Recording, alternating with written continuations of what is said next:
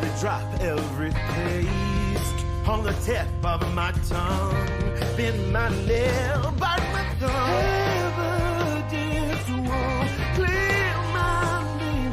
Baby, in your presence will be so forever. Into the moment when I break my eyes shut.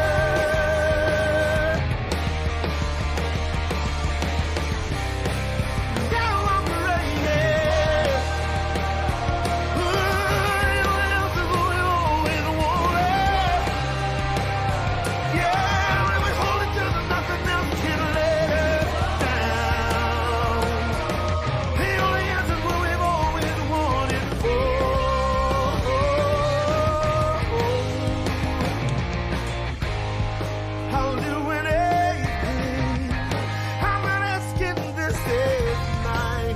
Perfect strength, 10,000 days on bed. Days won't clear our names.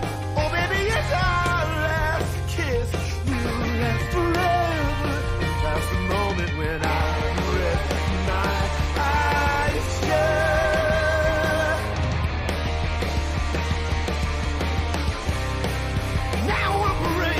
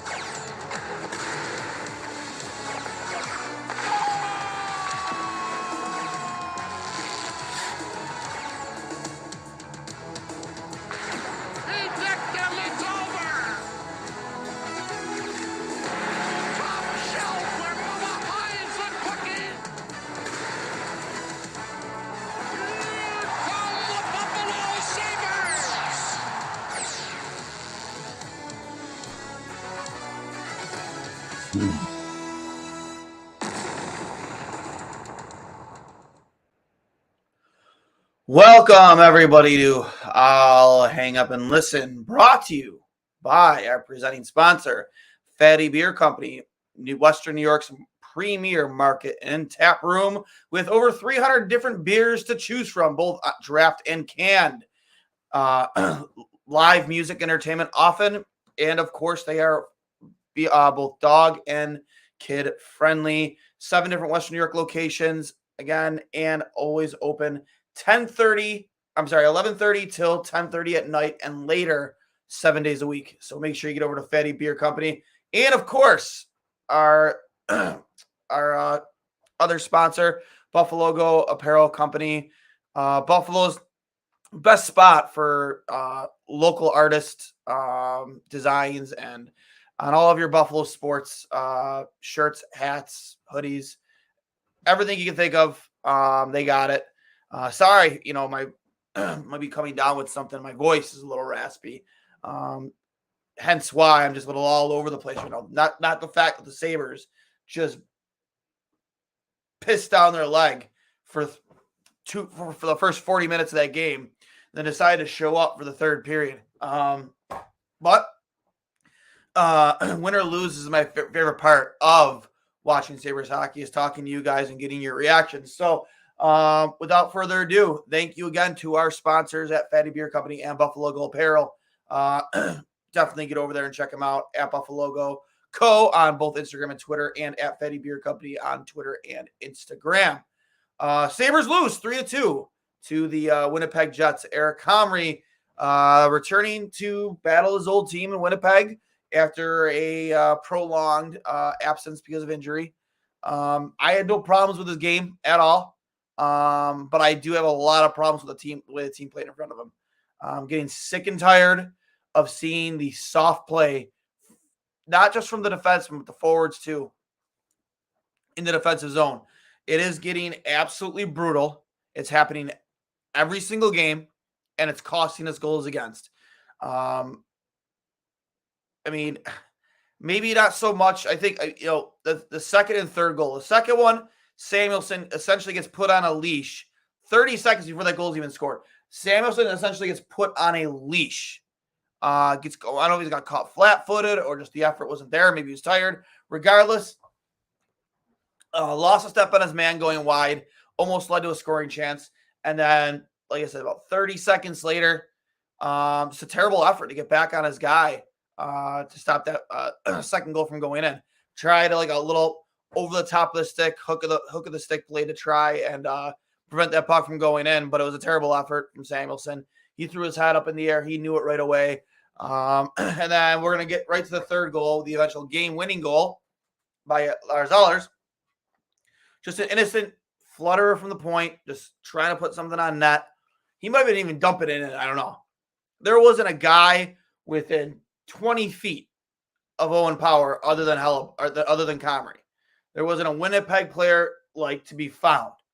And Owen Power, not only was he just doing a perfect job of screening his own goaltender, I don't even know if Comrie even saw that shot get taken.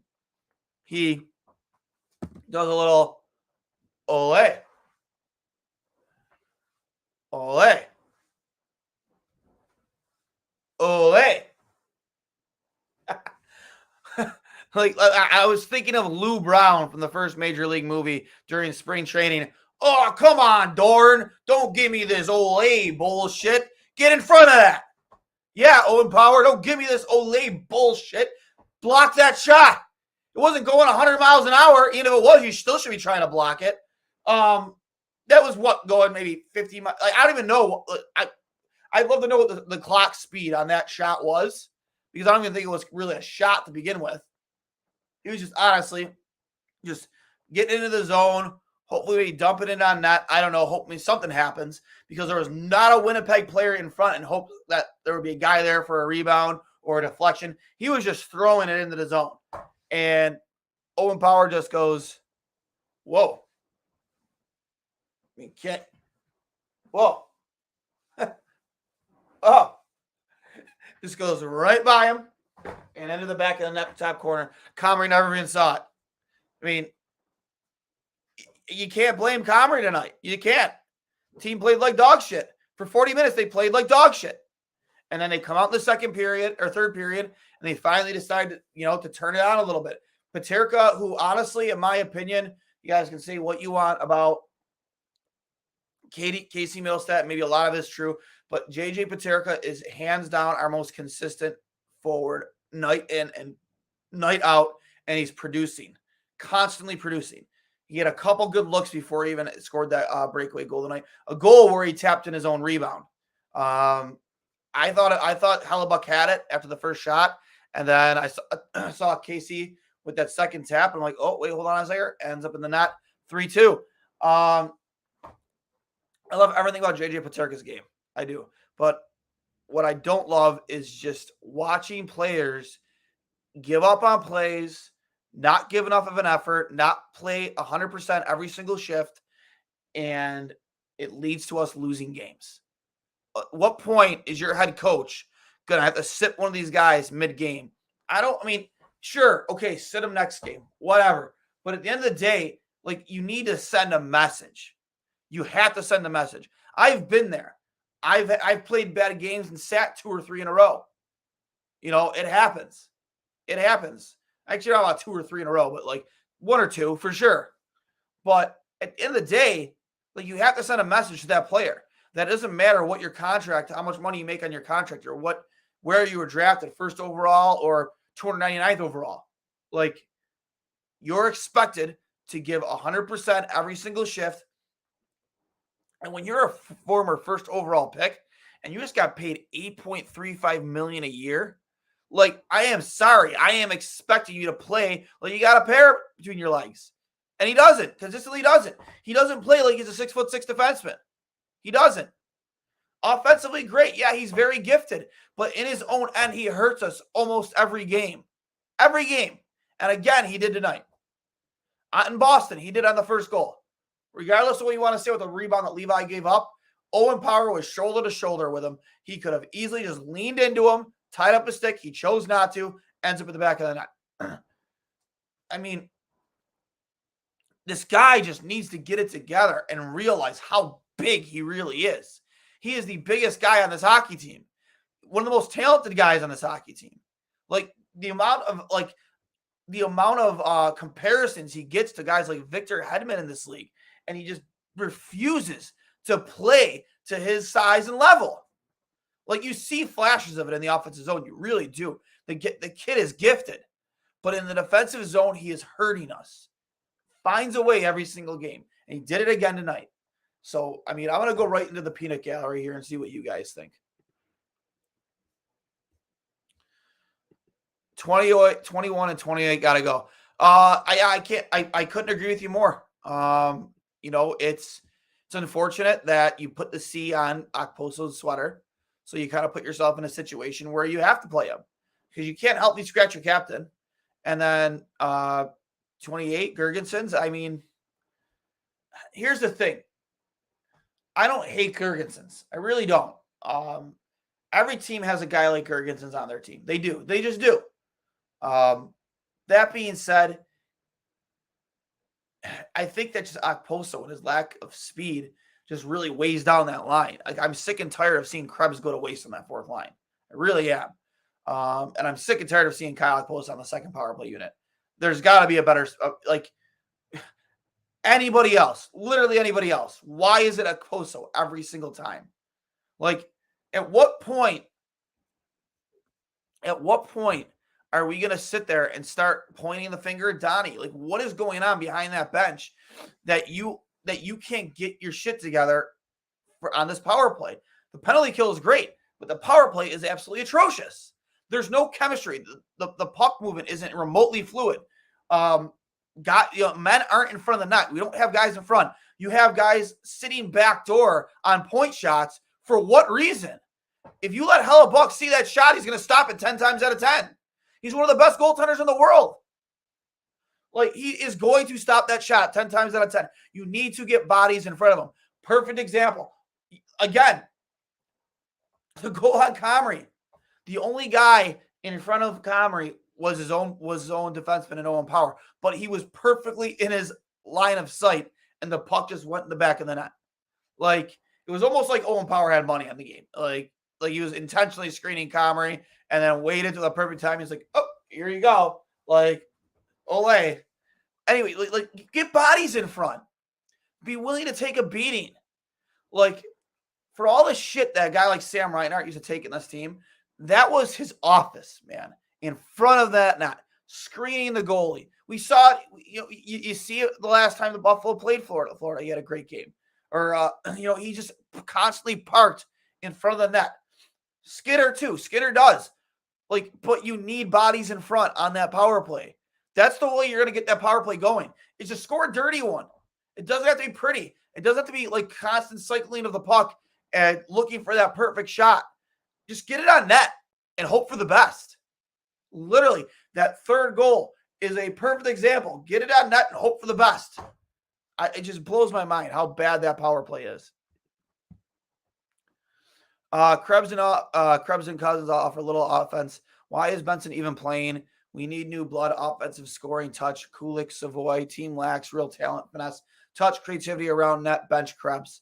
Again, I think there's other players you got to bench before Peyton Krebs, like 21 and 28 maybe, guys who don't play with speed.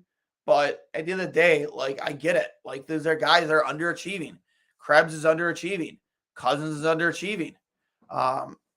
You do want to see a guy like Kulik. I'm surprised he hasn't gotten the call up with Tage Thompson going out for a prolonged amount of time. I don't know.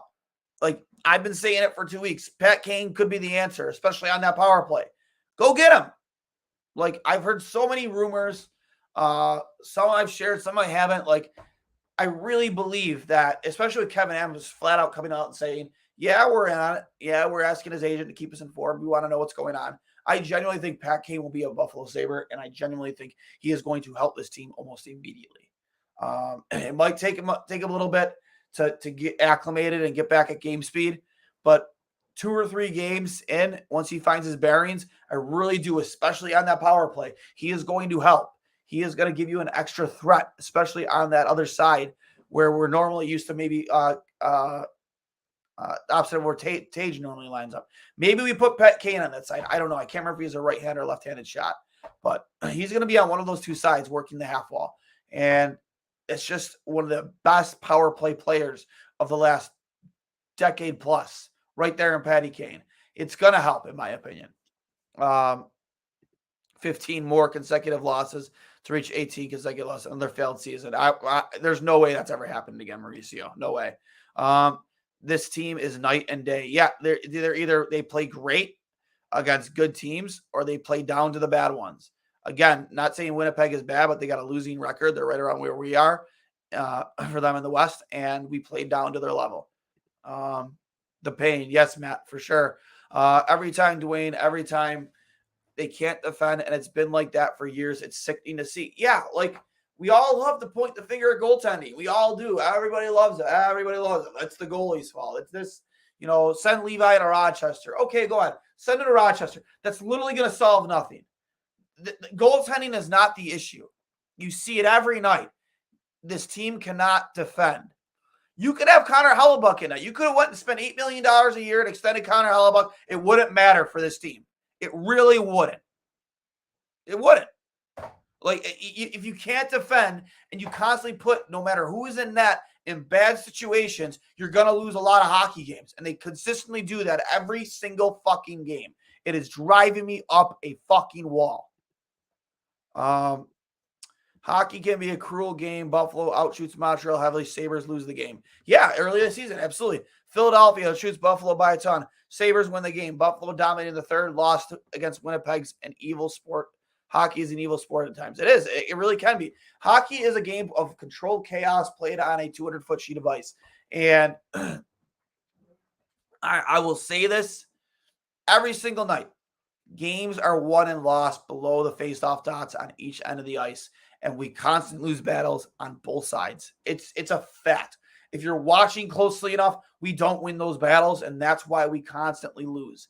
It's not about talent. There is talent on this hockey team. There really is. But when you constantly lose those battles below the face-off dots, in front of their goalie, in front of your own, you're going to lose a lot of hockey games. And it shows, man. In that Boston game, it showed. Like, if Olmark gave up a rebound, you were on your ass. A Sabres player was on their ass, or they were muscled out of the way of the net, out of a position where they could have a second opportunity. It's not like that here. It's not. You don't have guys, playing physical. You don't have guys battling in front of the nets. Like it drives me up a wall. It really does. And it's so simple. It's so simple. It's just having the willingness to just go and fucking do it. And they don't. Power is soft. Power is scared to check. What? Power is soft, is scared to check for. Yeah, again, it's true. It's true. Like, he doesn't play like he's 6'6". He's playing like he's the size of Nathan Gerbe. But Nathan Gerbe plays tougher than Owen Power. It's embarrassing. All of them.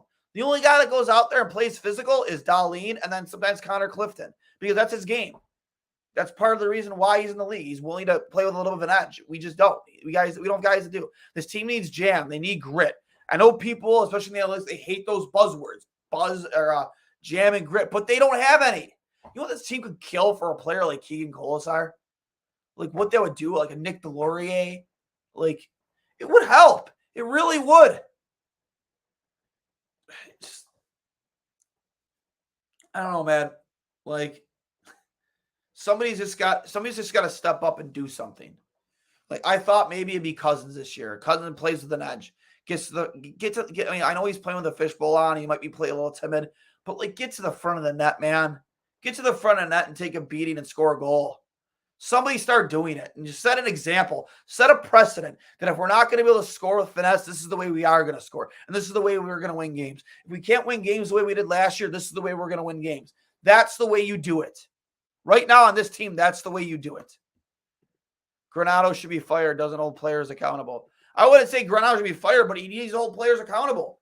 He does. And he doesn't. Like, I would kill. It doesn't even have to be Granato. I would love for it to be Kevin Adams. That scene from Moneyball with Billy Bean. Like, where he comes down to the locker room and smashes the boombox with a baseball bat. And he goes, you know what losing sounds like? That's what losing sounds like. Just send a message. Make these guys start to fear for their place in the lineup. So you got to start doing. And sitting a guy like Owen Power sends that message. It does. I don't know. I don't know, man. Like, you can't just allow players to make these types of mistakes and not be held accountable for it. Like, I feel like the league and just the sport itself has just gotten so soft that you just can't, like, yell at a player anymore. It drives me nuts. Like, do players even get bag skated anymore? I don't know. Back check, forecheck, paycheck. Granato not teaching basic fundamentals. Defend, block, lift sticks, knock players on the ice. Be aware. Stop puck watching. Mauricio, you're preaching to the choir, buddy. You really are. You really are, bud. Absolutely. This team has, like, it's almost like they're getting paid to puck watch. That's how well they do it. And just not being fit. We're just going to sound like a broken record again, over and over and over again. Just no physical presence in front of either net. You're not going to win hockey games. It's pretty simple. Granato will not hold players accountable. Not in his DNA from Robert Seagrave. Yeah, I agree. Like, you need to start holding these guys accountable. And it drives me up a wall. It just, like, I don't know. Like, if I was Don Granato,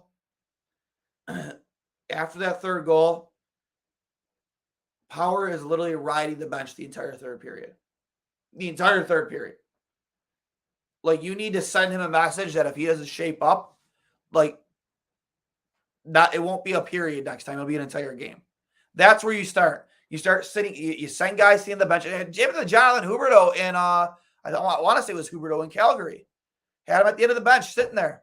Guy was part of the Matthew Tkachuk trade, sitting at the end of the bench because he's not playing to his potential and capabilities. Mid-game. That's where you start it. It's not just sitting a guy for an entire game next game. Sit him in the moment. Sit him in the moment. Get him pissed off. It's like, have it be on TV. Cameras is focusing, like, well, Owen Power there at the end of the bench, not playing. Buffalo running 5 defensemen. Like, that's how you send a message. I don't know, man. I don't know. It's really frustrating. It was nice to see Alex Tuch score in his first time since missing 3 games. And you got JJ Paterka, still looks fantastic. I think he's one of our best forwards. I don't know offensively what this team is going to have to do. You can't play great teams every night because they seem to show up against the good teams, with the exception of the Boston game. But you need to start showing up against the teams that you should be beating, like Winnipeg, like Montreal, like Philadelphia, like, take your pick of teams that they've lost to below in the standings. From Gargalan, we need a Dorsey-like move. Yeah, I've literally said it. I don't know how many times. Like, he needs to clean up that bench.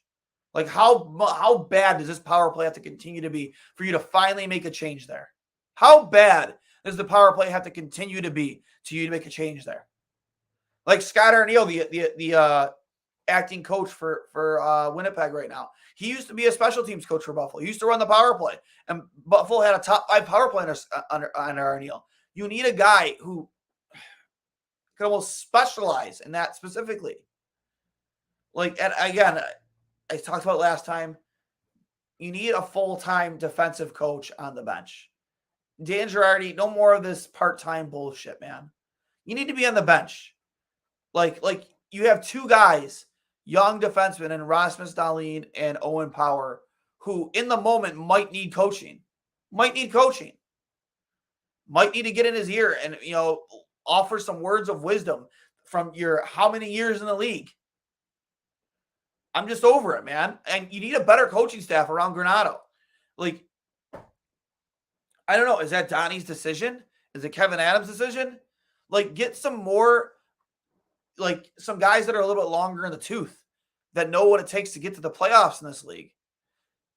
Because I don't know how many of those other coaches outside of Matt Ellis has played professionally, but there might be like 0 NHL playoff games amongst any of them. I don't know.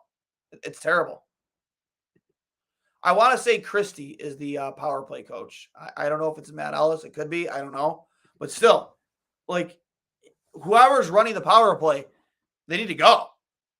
They need to go. I don't know what more you need to see. The power play is non-existent, man. It is atrocious.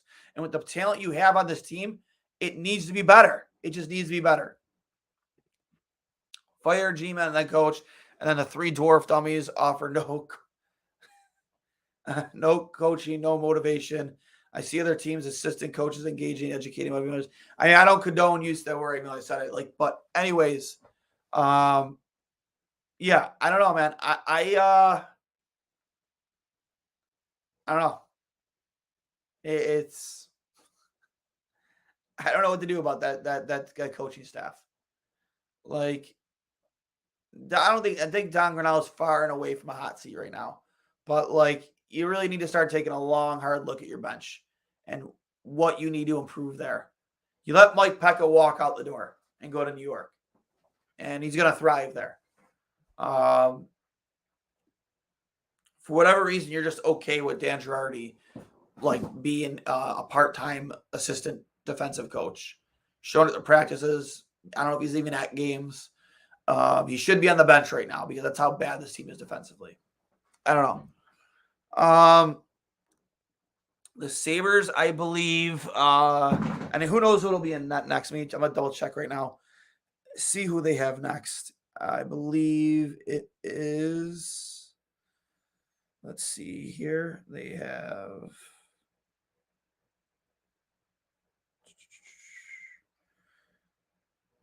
have the Blackhawks on Sunday. A lot of speculation about Sunday, November 19th in Chicago. The November 19th does happen to be Patrick Kane's birthday. That Sabres are number 1 on most analysts' lists as the team that is going to land Patrick Kane. Wouldn't it be something if they did it in Chicago? Announce it in Chicago, do the press conference there, and then fly him back to Buffalo so you start getting him ready. I could see it. I can absolutely see it. So I hope that's what happens because this team needs a spark. Because if they don't figure it out, you're going to see a half-empty arena at KeyBank Center on a lot of nights, even go-ahead night. Especially with no Tage Thompson, a guy who sells a ton of jerseys. There's a lot of fans that go to games because of Tage Thompson and him not being there for at least a month. You're going to look at a lot of empty seats in that arena. So you're going to have to find a way to sell seats. And who else better to sell seats than Showtime himself, Patrick Kane? All of South Buffalo will be there for at least a month. They might not even leave their seats. They might just stay. They might just not even leave the arena. Just park their asses and stay there. I mean, is that? I'm not saying it's a solution, but it's a start. So Sunday, November 19th against the Chicago Blackhawks. I believe it is a 4:25 kickoff for the Bills on Sunday. So you're back-to-back, doubleheader essentially. The Bills against the Jets, and then the Sabres against the Blackhawks at 7 p.m. Hopefully we have some good news before Sunday because could really use some good news as a Sabres fan, for sure. We'll take a look at the box score for tonight. Again, as I announced, JJ Paterka and Alex Tuck, the lone Sabres goal scorers, assists going to Zach Benson, Rasmus Dahlin, the only 2 assists. Eric Comrie, 15 saves on 18 shots against. And again, it's not that the Jets put a ton of pressure on you and, put a lot of pucks on them, but like just the absolute brain farts in the defensive zone that led to goals tonight. They just can't happen. And then the Jets tonight, you had 2 goals on 28 shots against on Hellebuck, who I think it improves to like 8-3. I think I saw. In terms of goals against and save percentage, he had like Levi-ish numbers right now, but he has a winning record. So with that being said, I just want to remind everyone, this is brought to you by Fatty Beer Company, Western New York's premier market and tap room with over 300 different beers to choose from. Open 7 days a week, 11:30 a.m. till 10:30 and later. Also kid and dog friendly. Make sure you go over there, check them out. Tell them the boys from Two Goalies when Mike sent you. They will take care of you, whoever it is behind the pine that particular night. And of course, Buffalo Apparel Company, Buffalo's best spot for all of your local designs, whether it comes to the Bills, the Sabres, the Bisons, the Bandits. They got it all. Stefan Diggs 316 shirt is a favorite on that website. The Sabres Buffalo hockey shield hat, one of my favorites. Go check it out. At Buffalo Co. on both Twitter and Instagram, as well as Fatty Beer Company at Fatty Beer on Twitter and Instagram. So make sure you go check them both out. I mean, I don't have much more to say, guys. I've been going for almost 30 minutes here. Kind of lost my voice. I don't really feel like yelling anymore. I mean, it's like a broken record after every loss. It's the same things. You're not physical in front of your own net. You're not physical in front of their net. You're puck watching. You're just not playing with any jam. No grit. The power play is atrocious. I'm getting tired of talking about it. But with that being said, we'll catch you on Sunday. I'll hang up and listen, folks. It's been a pleasure. It's my favorite part of that game is talking to you guys after. So we'll talk to you soon.